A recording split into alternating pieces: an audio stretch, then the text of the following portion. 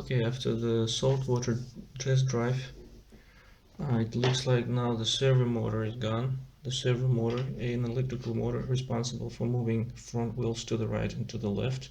As you can see, the receiver covered in silicone worked well. See what's happening with the servo motor when I turn on the car. I'm turning on the car. That's what's going on with the servo motor right now. Although the remote control is not turned on yet. When I turn it on, it's not reacting. The car is moving, the remote control is working, but the servo motor is not working. And how did I know that?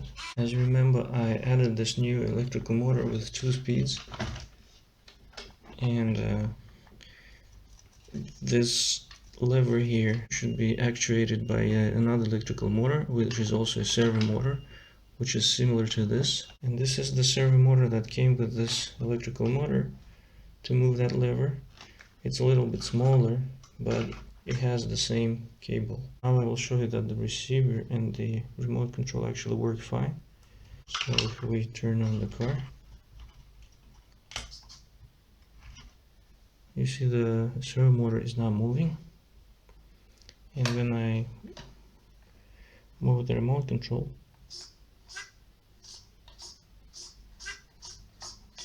it's working. So now I will disassemble this servo motor, which is bad, and see if there's water inside. My guess is that because of the humidity, there's some problems with the contacts inside. So we unscrew these long screws and remove the cap. So I see like there's some milky liquid inside. There's another part that also goes out like this, and you can see the gears inside. That's how it looks like. Also see some humidity inside the water, so the water is damaging the servo motor. It's not impermeable. And now I'll just try to dry everything out and clean everything out and see if it works.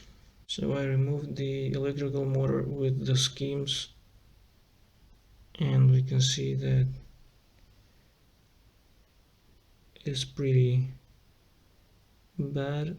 It has water, and this milky liquid means there's oil and water mixed together. It was easy to remove.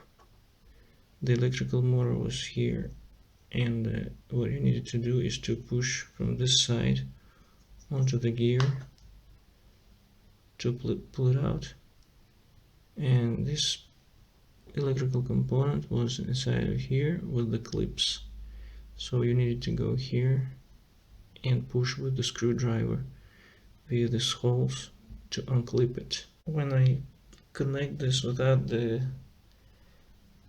plastic box and just turn the car on, I see that the electrical motor starts to work, so there's no problem with the electrical motor. Now we'll see if these schemes have been damaged. We'll just try to dry them, wait a bit, and put into the back box again and see if it works.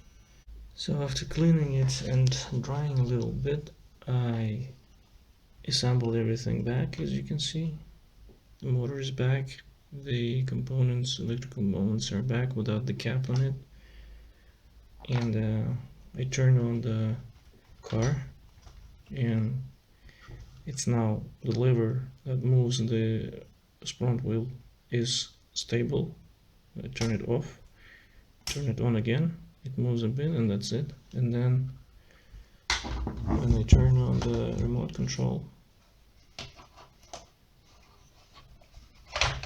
it reacts to the adjustment button. As you can see, it's moving, and to the steering wheel. Okay, so now it's working. But the problem was humidity. It's just simple cleaning helped to fix this problem. So I'll put everything back now, and the car is ready to go again. Now the servo motor is back, everything is back, and as you can see, the servo motor is working with the same power as usually, and the adjustment button also works without any problem.